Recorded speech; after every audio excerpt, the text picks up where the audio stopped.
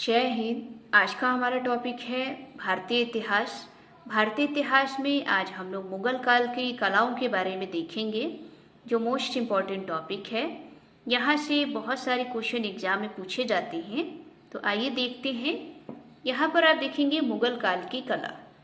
मुगल काल की कलाओं को 3 भागों में बांटकर पढ़ा जाता है। 3 भागों में किस तरीके से बांटा गया है आप देखेंगे। स्थापत्य कला यानी कि वास्तुकला, दूसरा देखेंगे चित्रकला और तीसरा देखेंगे संगीत कला। तो स्थापत्य कला, चित्रकला और संगीत कला, ये तीनों कलाएं जो है मुगल काल में आपको दिखाई देती हैं और यहाँ से क्वेश्चन एग्जाम में पूछे जाते हैं।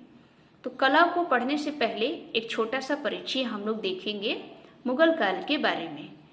मुगल काल की शुरुआत आप जानते हैं कि 1526 में बाबर के द्वारा होती है। आपको पता होगा कि मुगल काल की स्थापना बाबर जो है 1526 में करता है और मुगल काल का समय देखेंगे तो 1526 से लेकर 1858 तक इसका शासन रहता है।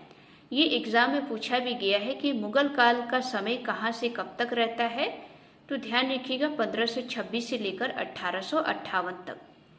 1526 से लेकर 1858 तक मुगल काल को 2 भागों में बांटा गया। एक तो समय रहा 1526 से लेकर 1707 तक, जो ये वास्तविक शक्ति के रूप में रहा। दूसरा रहा 1707 से लेकर 1858 तक, जो ये उत्तर मुगल काल कहलाया, यानी कि पतन का दौर। तो ध्यान रखिएगा, ये जो 1526 से लेकर 1707 तक का जो समय है, ये वास्तविक शक्ति के रूप में रहा, यानी कि वर्चस्व का दौर रहा। वर्चस्व का दौर यानी कि 1526 से लेकर 1707 तक एक से एक बढ़कर शासक आए, जो बहुत ही कौशल और योग्यवान मुगल बादशाह थे। इन्होंने अनेक कार्य किए, लेकिन दोस्तों 1707 से लेकर 1858 तक जो बादशाह आए वो इतने योग्य और कौशल नहीं थे, जिसके कारण मुगल काल का जो है पतन शुरू हो जाता है, जिसे दोस्तों उत्तर मुगल काल भी कहा जाता है। तो इसको भी ध्यान रखेंगे। 1526 से लेकर 1707 तक का जो समय है, उसमें जो शासक आए उनका क्रम देखेंगे, क्योंकि एग्जाम में पूछा जाता है। तो पहला शासक आता है, आपको पता होगा, बाबर। बाबर जो है ये 1526 से लेकर 1530 तक रहता है, मात्र सिर्फ 4 वर्ष तक, और ये 4 वर्षों तक लगातार युद्ध करता है। 1530 में इसकी मृत्यु हो जाती है। उसके बाद दूसरा आता है हुमायूं। हुमायूं दोस्तों मुगल काल में आने वाला दूसरा बादशाह होता है, एकमात्र, जो 2 बार शासन करता है। पहला आप देखेंगे तो ये 1530 से लेकर 1540 तक शासन करता है। उसके बाद ये कुछ समय तक गायब हो जाता है। फिर दूसरी बार आता है 1555 में। 1555 से लेकर 1556 तक शासन करता है। बीच में शासन कौन करता है? बीच में शासन करता है सूर्यवंश, जो 1540 से लेकर 1555 तक, यानी कि 15 वर्षों तक ये सूर्यवंश शासन करता है। लेकिन कुछ समय बाद फिर से हुमायूं वापस आता है, जो एकमात्र मुगल बादशाह होता है मुगल काल में, जो 2 बार शासन करता है। तो इसको भी ध्यान रखेंगे। हुमायूं के बाद आता है अकबर। अकबर जो है 1556 से लेकर 1605 तक शासन करता है। अकबर के बाद इसका पुत्र आता है जहांगीर। जहांगीर जो है 1605 से लेकर 1627 तक करता है। जहांगीर के बाद आता है शाहजहां। शाहजहां जो है 1628 से लेकर 1658 तक रहता है। और शाहजहां के बाद अंतिम मुगल बादशाह होता है औरंगजेब। औरंगजेब 1658 से लेकर 1707 तक शासन करता है, और ये 1707 में इसकी मृत्यु हो जाती है, जिसके कारण 1707 से लेकर 1858 तक मुगल काल का पतन शुरू हो जाता है। तो ये दोस्तों कुछ बादशाहों के क्रम थे जो आपको ध्यान रखने हैं। अब दोस्तों मुगल काल की कलाओं के बारे में देखेंगे। मुगल काल की कलाओं को सबसे पहले हम लोग स्थापत्य कला के बारे में पढ़ेंगे। स्थापत्य कला यानी कि वास्तुकला। तो ध्यान रखिएगा, स्थापत्य कला को क्या कहते हैं? वास्तुकला। और आपको पता होगा कि स्थापत्य या वास्तुकला किसे कहते हैं। स्थापत्य या वास्तुकला उसे कहते हैं जैसे ताजमहल, कुतुब मीनार, चार मीनार, ये सब क्या है दोस्तों, ये सभी स्थापत्य कला है, यानी कि ये सब क्या है, वास्तुकला है। इन्हीं को ही स्थापत्य कला कहते हैं। आपने भारत में जितनी भी इमारतें देखी हैं, ताजमहल हो, लाल किला हो, चार मीनार हो, ये सब क्या है, स्थापत्य कला है। तो स्थापत्य कला में हम लोग इसमें दो चीजें पढ़ेंगे, एक तो इसकी विशेषता और दूसरे इसके प्रमुख शासकों का योगदान। तो सबसे पहले हम लोग मुगल काल में स्थापत्य कला की विशेषताओं को देखेंगे, क्योंकि विशेषताओं से क्वेश्चन जो है एग्जाम में पूछे जाते हैं। तो पहला आप ध्यान रखेंगे, ये जो जॉन मार्शल है, जॉन मार्शल ने इस युग की स्थापत्य शैली को इंडो इस्लामिक शैली कहा है। और ये एग्जाम में पूछा गया है कि मुगल काल की जो स्थापत्य कला है उसे इंडो इस्लामिक शैली किसने कहा है, तो ध्यान रखिएगा, जॉन मार्शल ने। दूसरा पॉइंट देखेंगे, मुगल स्थापत्य में मस्जिद, मकबरे, किले तथा महलों का निर्माण दिखाई देता है। आपने देखा होगा कि मुगल काल में जो स्थापत्य कला है वहाँ पर मस्जिदें दिखाई देती हैं, मकबरे दिखाई देते हैं, किले दिखाई देते हैं और महलें दिखाई देती हैं। तीसरा पॉइंट नोट करेंगे, मुगल काली में अगर आप देखेंगे तो एक पद्धति चलती थी जिसका नाम है सरोज पद्धति। सरोज पद्धति के द्वारा इमारतों को वाटर प्रूफ बनाया जाता था।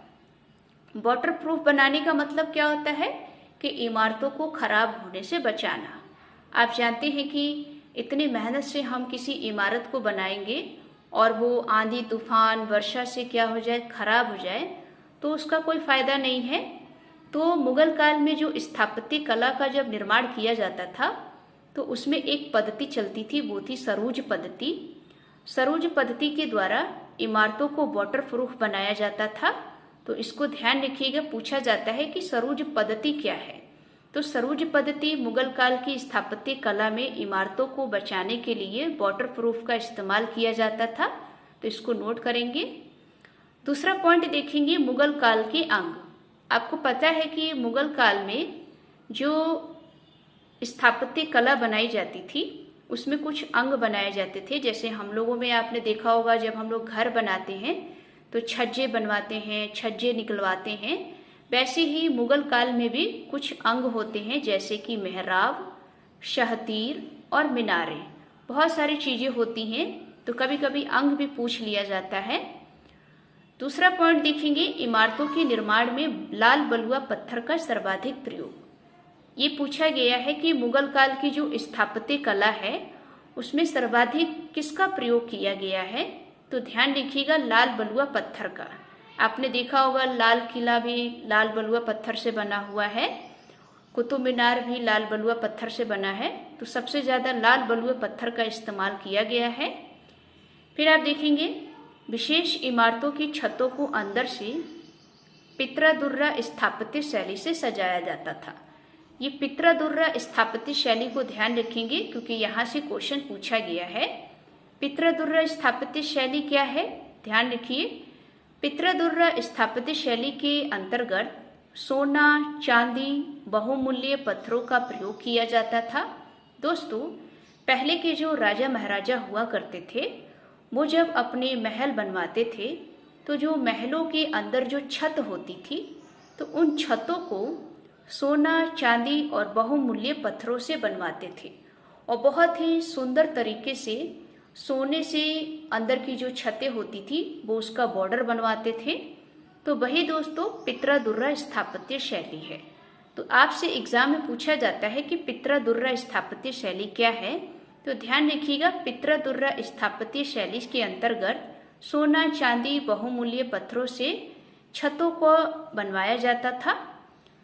तीसरा पॉइंट एक चीज नोट करिए, पित्रा-दुर्रा शैली से सुसज्जित प्रथम इमारत एतमातुद्दौला का मकबरा है। ये एग्जाम में पूछा गया है कि पित्रा-दुर्रा स्थापत्य शैली से बना भारत में पहला इमारत कौन सा है, तो ध्यान रखिएगा, एतमातुद्दौला का मकबरा। ये एतमातुद्दौला का मकबरा जो है ये पित्रा-दुर्रा शैली से बना प्रथम इमारत है जो आगरा में है और ये एग्जाम में पूछा भी गया है।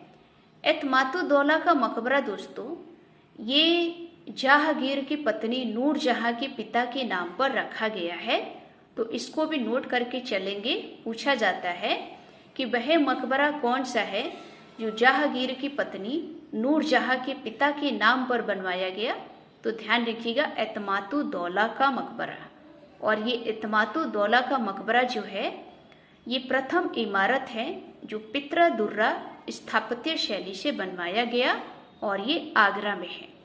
तो ये दोस्तों मुगल काल की स्थापत्य कला का विशेषताएं रही।